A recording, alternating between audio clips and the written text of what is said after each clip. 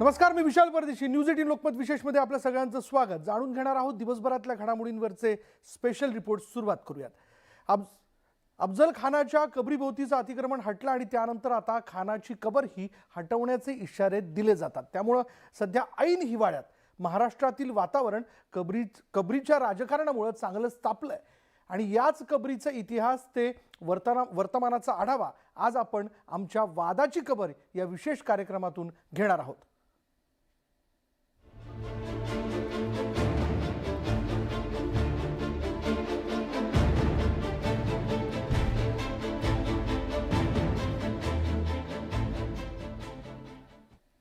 छत्रपती शिवाजी महाराजांच्या शौर्यानं महाराष्ट्राचा इतिहास लिहिला गेला.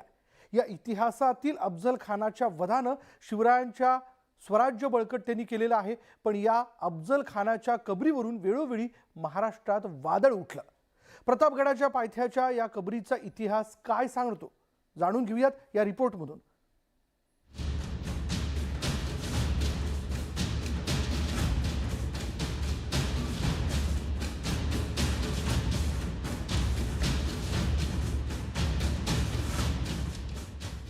अफजल खान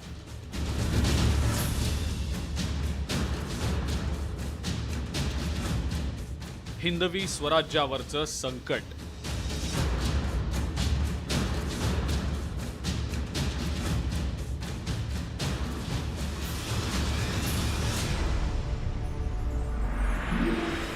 आदिलशहानं छत्रपती शिवाजी महाराजांना रोखण्यासाठी अफजल खानाला महाराष्ट्रात धाडलं होतं.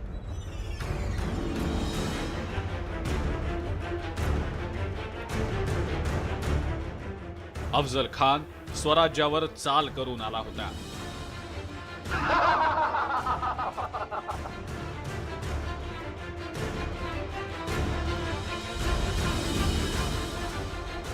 पण छत्रपती शिवाजी महाराजांच्या शौर्यासमोर बलाढ्य अफजल खानाचा निभाव लागला नाही. शिवरायांनी युक्ती आणि शक्तीनं खानाचा सामना केला. प्रतापगडाच्या पायथ्याशी दगलबाज खानानं महाराजांवर हल्ला केला.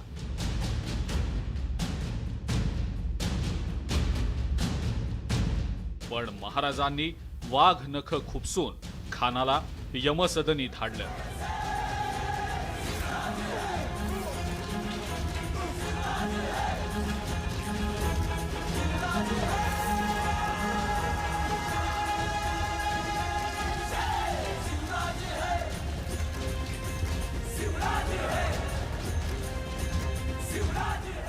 छत्रपती शिवाजी महाराजांनी वैरी मेला त्याच्यासोबत वैरही संपलं या न्यायानं प्रतापगडाच्या पायथ्याशी खानाला दफन करून त्याची कबर बांधल्याचं सांगण्यात येत आहे. त्याचे ऐतिहासिक पुरावे उपलब्ध नव्हते, पण समकालीन लिखित साधनांमध्ये अफजल खानाच्या कबरीचा उल्लेख सापडतो.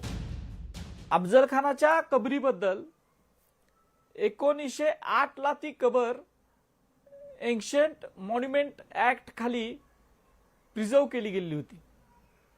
त्याचं 1909 ला त्या ठिकाणी एक जण पीर सय्यद हाजी मोहम्मद कासिम शहा हा हैदराबादचा एक जण चिस्ती आला आणि त्यानं त्या ठिकाणी तो आला आणि ही कथा सगळी आपल्याला समजते की 1913 ला या संदर्भात एक केस झालेली होती. त्या केस मधली काही माहिती आपल्याला तत्कालीन वर्तमानपत्रामधून आली, त्यातून समजतं. अफजल खान हा असामान्य योद्धा होता, पण तो तेवढाच क्रूर होता. खानाचा वध ही स्वराज्य स्थापनेच्या टप्प्यातील अतिशय मोठी घटना होती. शौर्याचं प्रतीक म्हणून खानाचं धड पुरून तिथं कबर बांधण्यात आल्याचं काही इतिहास अभ्यासक सांगतात. शिवाजीराजेंनी अफजल खानाला ठार मारल्यानंतर अफजल खानाची कबर बांधण्यासाठी तिथं जागा दिली, मुजावर नेमला. म्हणजे आपला शत्रू जरी असला तरी त्याच्या प्रेताचा सुद्धा आदर सन्मान केला पाहिजे, त्याची विटंबना करू नये, हा मानवतावादी संदेश छत्रपती शिवाजी महाराज देतात. कबर शिवाजीराजेंच्या शौर्याचं औदार्याचं प्रतीक आहे. कबरीत निद्रिस्त झालेला हा अफजल खान 450 वर्षांनी पुन्हा एकदा जिवंत झालाय. अफजल खान याला दैवत्व मिळावं यासाठी गेल्या 50 ते 60 वर्षांपासून जाणीवपूर्वक प्रयत्न झाले. 1916 मध्ये अफझल खानाची कबर आणि त्यावर एक छोटीशी झोपडी असं स्वरूप होतं. छत्रपती शिवाजी महाराजांच्या काळामध्ये या कबरीच्या देखभालीसाठी वतनही देण्यात आलेलं होतं. पण त्या वतनदाराला हटवून कबरीच्या देखभालीचं काम अफझल खान ट्रस्ट कडून हाती घेण्यात आलं. हजरत पीर अफझल खान मेमोरियल ट्रस्टची स्थापना केली गेली. आपल्याला माहित आहे की त्याच्यामध्ये मुंबईचे सगळे जे काही डॉन वगैरे होते, हाजी मस्तान सारखे काही मंडळी सुद्धा त्या ठिकाणी त्या ट्रस्टच्या ट्रस्टी होती.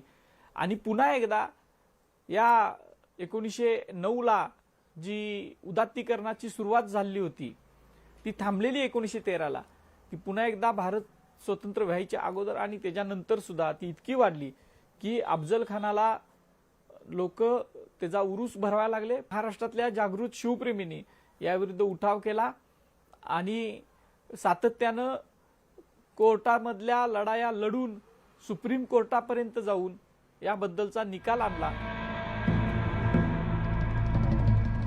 प्रतापगड परिसरातल्या लोकांच्या ध्यानीमनी खानाची कबर नव्हती. मात्र 1980 ते 1985च्या आसपास कबरीच्या परिसरात छोटी छोटी बांधकामं वाढू लागली. वन विभागाच्या जमिनीवर अतिक्रमण झालं. पहिल्यांदा या अतिक्रमित बांधकामांकडे कुणाचंही लक्ष नव्हतं. हळूहळू कबरीभोवती भिंती बांधल्या गेल्या. त्यावर पत्र्याचं छप्पर उभं करण्यात आलं. जवळपास 20 गुंठ्यावर बांधकामं झाली. धर्मशाळा बांधल्या गेल्या. जवळपास 20 ते 25 खोल्यांचं बांधकाम झालं. 200 लोक एकाच वेळेला नमाज अदा करतील एवढी मोठी जागा तयार करण्यात आलेली होती. एका कबरीवरच्या झोपडीचा बराच विस्तार झाला. एकरभर जमिनीवर कबरीच्या परिसरातल्या लोकांनी अतिक्रमण केलं. हा बांधकाम साधारण 22-23 गुंठ्यात होता, पण एकूण जे क्षेत्र होता ज्याच्यावर हे बांधकाम करण्यात आलं होतं जवळपास 1 एकराचं क्षेत्र होता. मध्ये काही मोकळे पॅचेस सुद्धा होते. तर यात एक विश्रामशाळा होती, वेटिंग रूम होता. मेन जे कबरीच्या आजूबाजूला करण्यात आलेला जे पक्का बांधकाम होता ते सर्वात मोठा बांधकाम होता. सैतान अफझल खानाचं दैवतीकरण सुरू करण्याचं काम सुरू झालं होतं. अफझल खानाला पीर म्हणून परिसरात मान्यता मिळाली होती. अफझल खानाच्या कबरीभोवती उरूस भरवण्यात येऊ लागला. अफझल खानाच्या कबरीवर चादर चढवली जाऊ लागली. मजारीच्या परिसरातल्या धर्मशाळांमध्ये लोक राहू लागले. दर्ग्याला सय्यद मोहम्मद अफझल खान असं नाव देण्यात आलं. अफझल खान ट्रस्टचा कारभार अंडरवर्ल्डच्या हाती होता असं म्हटलं तरी वावगं ठरणार नाही. मुंबईचा कुख्यात स्मगलर हाजी मस्तान, युसुफ पटेल यासारखे गुंड या ट्रस्टवर होते. त्यांनी उदात्तीकरणासाठी पाण्यासारखा पैसा खर्च केल्याचं सांगण्यात येत आहे. दर्ग्याचा दरवाजा हा चांदीचा होता, तर किमती झुमरांनी दर्गा सजवण्यात आलेला होता. अफझल खान व सय्यद बंडा यांची जी 2 थडगी आहेत त्या थडग्याच्या वर मोठ्या प्रमाणामध्ये अनधिकृत बांधकाम केलं होतं. त्या बांधकामावर प्रवेश करत असताना दर्गा सय्यद मोहम्मद अफझल खान नावाचा लाखो किमतीचा ॲक्रेलिकचा बोर्ड लावला होता. जे दरवाजे मुख्य होते त्या मुख्य दरवाज्यावर जूते पहनकर अंदर जाने का नहीं, हाफ चड्डी पहनकर अंदर जाने का नहीं, अशा पद्धतीचे बोर्ड लावले होते की थडग्याचं रूपांतर दर्ग्यामध्ये म्हणजे पीरामध्ये करायचा प्रयत्न त्या ठिकाणी झाला होता. अफझल खानाच्या या कबरीच्या दैवतीकरणासाठी मुंबईतल्या अंडरवर्ल्डचा मोठा हात असल्याची माहिती समोर आली आहे. गँगस्टर हाजी मस्तान, करीम लाला आणि युसुफ पटेल यांच्याकडून अफझल खानाच्या कबरीच्या परिसरातल्या विकासासाठी पैसा आल्याची चर्चा त्यावेळेला होती. हाजी मस्तान हा या ट्रस्टचा ट्रस्टी होता असंही सांगण्यात येत आहे. जवळपास 2000 लोक नमाज अदा करतील एवढी मोठी जागा तयार करण्यात आलेली होती. मुंबईतल्या एका डॉनकडून कबरीवर चढवण्यासाठी मोगऱ्याचा हार आणि चादर येत होती. अंडरवर्ल्ड डॉनकडून पैसा ह्या कबरीच्या देखभालीसाठी येत होता. उदात्तीकरणासाठी येत होता हे सत्य आहे. अफजल खान मेमोरियल ट्रस्ट ह्याचे ट्रस्टीज अंडरवर्ल्डशी संबंधित होते. कोण ट्रस्टी होते? जे हाजी मस्तान, करीम लाला, युसुफ पटेल हे मुंबईतले गँगस्टर हे त्या ट्रस्टवर ट्रस्टी आहेत. आणि मुळात अफजल खानाच्या नावानं म्हणजे छत्रपती शिवाजी महाराजांच्या शत्रूच्या नावानं ट्रस्ट स्थापनच कसा होतो? म्हणजे अंडरवर्ल्ड लोकांच्याकडनंच ह्याला आर्थिक पुरवठा झाला. अफजल खान जसा स्वराज्य विरोधी होता तसे त्याचे समर्थक देशविरोधी होते. अफजल खानच्या मजारीवर 1993च्या मुंबई साखळी बॉम्बस्फोटातल्या आरोपींनी मुक्काम केल्याचा दावा स्थानिक करतात. याचे कोणतेही ठोस पुरावे जरी नसले तरी प्रतापगड परिसरातल्या गावांमध्ये अशी जोरदार चर्चा आहे. त्या ठिकाणी 19 खोल्या बांधलेल्या आहेत. नमाज पढण्यासाठी मोठा हॉल बांधलेला आहे आणि त्या 19 खोल्यामध्ये मुंबई बॉम्बस्फोटचा कट शिजला आणि त्या ठिकाणी ते कट करणारे वास्तव्याला होते अशा अनुषंगानं पत्र आलं होतं. आणि ह्या संदर्भात मी सभागृहाचं लक्ष वेधल्यानंतर सभागृहानं ज्या वेळेला समिती नेमायचं आणि सातारा जिल्हा प्रशासनानं परिस्थिती पाहून सरकारला अहवाल द्यावा अशा पद्धतीचे आदेश केले, त्यावेळेला ह्या सगळ्या गोष्टी आढळून आलेल्या आहेत. अफजल खानाच्या कबरीचा झालेला दर्गा आणि त्याचं होणारं उदात्तीकरण शिवप्रेमींच्या नजरेतून सुटलेलं नव्हतं. एका उरुसाच्या वेळेला तर थेट छत्रपती शिवाजी महाराजांच्या विरोधात घोषणाबाजी करण्यात आल्याची चर्चा परिसरात होती. शिवप्रेमींनी अफजल खानाच्या कबरीच्या उदात्तीकरणाच्या विरोधात आंदोलन छेडण्याचा निर्णय घेतला.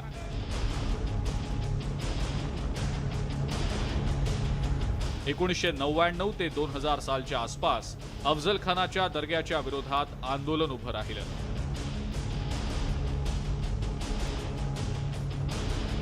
प्रतापगडावर खानाचा उदो उदो बंद करावा यासाठी आंदोलन छेडण्यात आलं. या आंदोलनाच्या वेळेला पोलिसांनी शिवप्रेमींना छळल्याचा आरोपही करण्यात आला. 19 खोल्या ज्या होत्या त्या सगळ्या सील करायला लावल्या. नमाज पढण्यासाठी बांधलेला हॉल तो हॉल सुद्धा सील करायला लावला. म्हणजेच अफजल खानाचं थडग्याचं रूपांतर दर्ग्याचं रूपांतर मशिदीत करायचा प्रयत्न त्या ठिकाणी चालला होता. बाबरी मशिदीसारखा प्रश्न निर्माण झाला होता. राज्यात कायदा व सुव्यवस्थेचा प्रश्न निर्माण झाला होता. ह्या सगळ्या मागण्या सरकारला मान्य करायला श्री शिवप्रताप भूमी मुक्ती आंदोलन केलेलं आहे. आणि हे शिवप्रताप भूमी मुक्ती आंदोलनाचं फार मोठं 21 वर्षाच्या लढ्याचं यश आहे. प्रत्येक वर्षी अफजल खानाचा उरूस धूमधडाक्यात साजरा होत होता. स्थानिक आणि शिवप्रेमींचा विरोध वाढत होता.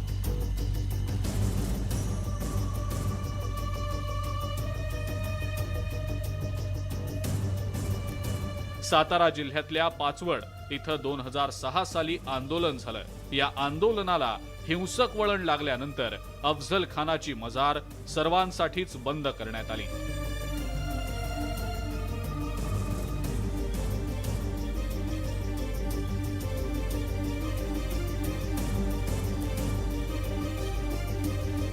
तिथं 24 तास पोलिसांचा पहारा बसवण्यात आला. त्या वर्षापासून अफजल खानाच्या कबरीवरचा उरूसही बंद करण्यात आला.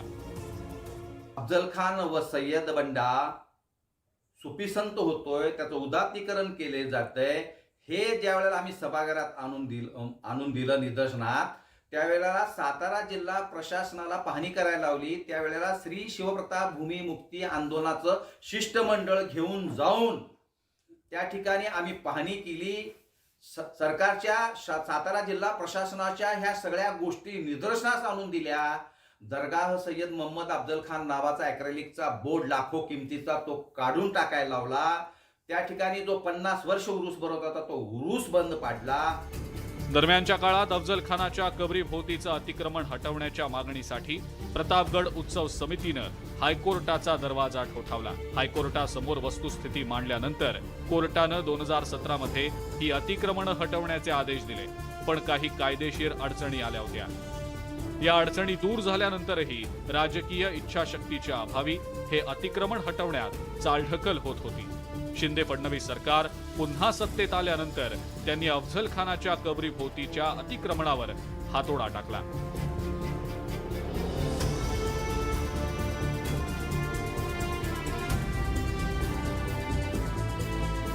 ज्या प्रकारचं हे अतिक्रमण त्या ठिकाणी करण्यात आलं होतं त्या संदर्भात खरं म्हणजे 2007 साली कोर्टाने निर्णय दिला होता की हे अतिक्रमण काढलं पाहिजे. आम्ही 2017 साली त्या संदर्भातली कारवाई सुरू केली होती, पण नंतर पुन्हा त्यात काही लीगल प्रॉब्लेम आले होते. आता ते सगळे प्रॉब्लेम दूर करून हे सगळं अतिक्रमण जे आहे हे त्या ठिकाणी काढण्यात येतं आहे. आणि शिवप्रेमींची सातत्याने मागणी होती. यापूर्वी ज्या शिवप्रेमींनी अशा प्रकारचं आंदोलन केलं त्यांच्यावर अनेक गुन्हे देखील दाखल झाले, पण अतिक्रमण काही निघत नव्हतं. आज मला असं वाटतं की सगळ्यांचं करता ही समाधानाची बाब आहे की संपूर्ण अतिक्रमण आता या ठिकाणी काढण्यात येईल. अफझल खानाच्या कबरीवरच्या अतिक्रमणाकडे फक्त अतिक्रमण म्हणून पाहून चालणार नाही. ते अतिक्रमण नसून तो उदात्तीकरणाचा नियोजित डाव होता. हा डाव सध्या तरी हाणून पाडल्यात जमा झालाय.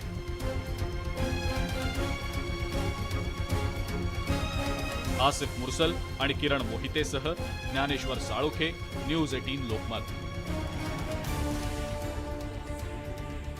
आणि यानंतर इथे वेळ झाली का ब्रेकची. ब्रेक घेऊयात. पहा फक्त न्यूज 18 लोकमत. वादाची खबर या विशेष भागात ब्रेकनंतर आपण जाणून घेणार आहोत. प्रतापगडाच्या पायथ्याशी अफझल खान आणि सय्यद बंडाच्या कबरीसह इतर 3 कबरी आढळल्यानं नवा वाद निर्माण झालाय. इतिहासकारांनी याविषयी पुराव्यांच्या आधारे दावे केलेत. त्यामुळे पुरातत्व विभागानं संशोधन करण्याची गरज निर्माण झाली आहे.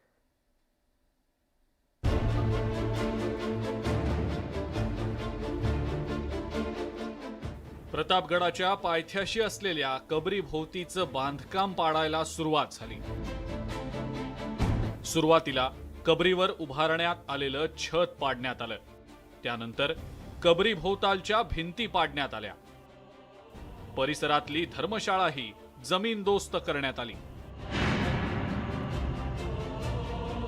स्वातंत्र्यानंतरच्या काळात पहिल्यांदाच प्रतापगडाच्या पायथ्यानं मोकळा श्वास घेतला होता. छत्रपती शिवाजी महाराजांच्या शौर्यासमोर अफझल खानाचं दैवतीकरण होत होतं. प्रतापगडाला जणू अफझल खानाचा तो दर्गा आव्हान देत होता.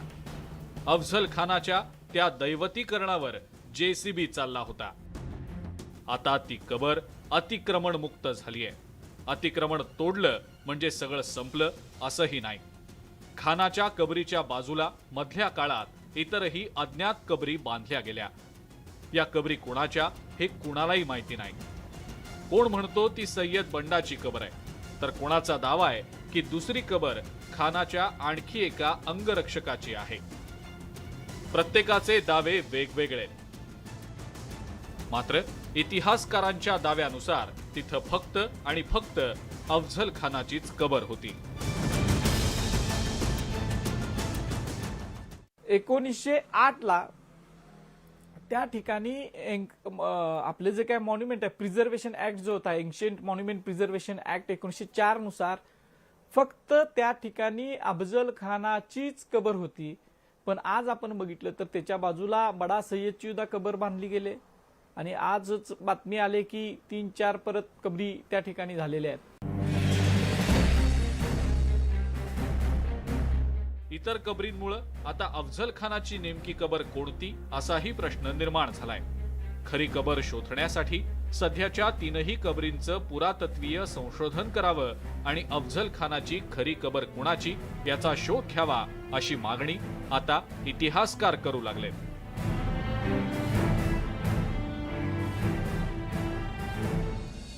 या सगळ्या विषयाचं मला असं वाटतं की आपण पुरातत्व खात्याकडे हा सगळा विषय सुपूर्द करावा.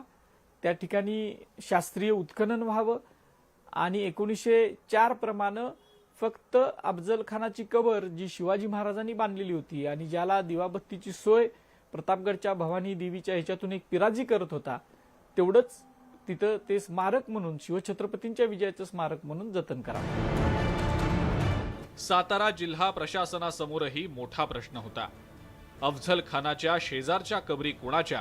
बेकायदा बांधकामावर बुलडोझर चालवतानाच जिल्हा प्रशासन जुन्या कागदपत्रांचा शोध घेत होतं. सापडलेल्या इतर कबरींचा इतिहास धुंडाळत होतं. पण अफझल खानाच्या कबरीशिवाय इतर कबरींचा काहीही संदर्भ लागत नव्हता. शेवटी जिल्हा प्रशासन या कबरी बेकायदा असल्याच्या निष्कर्षापर्यंत येऊन पोहोचलंय. त्यांनी या बेकायदा कबरींवर कारवाईची तयारी केली आहे. फक्त सरकारच्या आदेशाची जिल्हाधिकारी वाट पाहतायत. अफजल खानच्या कबरी व्यतिरिक्त अतिक्रमण काढताना अशी काही कबरी अनोळखी कबरी आहेत. तर ते अनोळखी कबरी जे आढळून आलेले आहेत तर त्यांच्याबद्दल शासनाकडून मार्गदर्शन मागवलं जाणार आहे आणि शासनाकडून जसं मार्गदर्शन आलं त्याप्रमाणे पुढची कारवाई केली जाणार आहे. ओरिजिनल जे रेकॉर्ड्स आहेत त्यात फक्त तेथे अफजल खानाचीच कबरीबद्दल उल्लेख केला आहे. त्या व्यतिरिक्त आणखी जे कबरी तेथे आढळून आले आहेत तर ते अतिक्रमण म्हणूनच कॅटेगराईज केले जाणार आहेत. अफझल खान हा विजापूरच्या आदिलशाहीचा मातब्बर सरदार होता. छत्रपती शिवाजी महाराजांनी अफझल खानाला आसमान दाखवल्यानंतर त्याचा हादरा थेट आदिलशाहीला बसला. आदिलशाही पुन्हा सावरल्याचं दिसलं नाही. खानाच्या पराभवाचं आणि छत्रपती शिवाजी महाराजांच्या पराक्रमाचं प्रतीक म्हणून ही कबर सामान्यांसाठी खुली करावी अशी मागणी छत्रपती शिवाजी महाराजांचे थेट वंशज खासदार उदयनराजे यांनी केली आहे. ही आताची पिढी आहे किंवा पुढची भावी पिढी आहे त्यांना कळायला पाहिजे की बाबा ही कबर कशा करताय, काय झालं इतिहास, आणि त्यासाठी ती खुली तर केलीच पाहिजे. कारण की जाताना लोकांना इतिहास त्याशिवाय जीवन राहणार कसं. अफझल खानाची कबर ही छत्रपती शिवाजी महाराजांच्या महाराष्ट्रात असावी की नसावी यावर सुद्धा मतमतांतर आहेत. काहींच्या मते जाती जातीत तेढ निर्माण करण्यासाठी कुणीतरी पुन्हा खानाला कबरी बाहेर काढेल, त्यामुळं खानाची ही कबरच नको अशी भूमिकाही काही जणांनी मांडली आहे. भाजपचे आमदार नितेश राणे यांनी तर एका रात्रीत खानाची कबर गायब करण्याचीच धमकी दिली आहे. जे अफजल खान असेल, औरंगजेब असेल, ह्यांच्या आठवणी आम्हाला महाराष्ट्राच्या भूमीमध्ये कशाला पाहिजे. त्यांनी आमच्या छत्रपती शिवाजी महाराज असतील, छत्रपती संभाजी महाराज असतील, आमच्या इतिहासाला गालबोट लावण्याचंच काम ह्या नालायकांनी केलेलं आहे. त्यांची कुठलीही आठवण आम्हाला महाराष्ट्रामध्ये नको. फक्त त्याची वेळ आणि काळ आणि तारीख हे आम्ही तुम्हाला न सांगता जाहीर करू. बलाढ्य अफझल खानाचा छत्रपती शिवाजी महाराजांनी कोथळा काढला. स्वराज्यावर आलेलं संकट महाराजांनी स्वतःच्या अंगावर घेतलं होतं. हा भीम पराक्रम इतर आक्रमकांच्या लक्षात राहावा असा महाराजांचा हेतू असावा. तत्कालीन आक्रमकांनी पुन्हा प्रतापगड काय स्वराज्यावरही चाल करण्याचा विचारच करू नये असा महाराजांचा हेतू होता.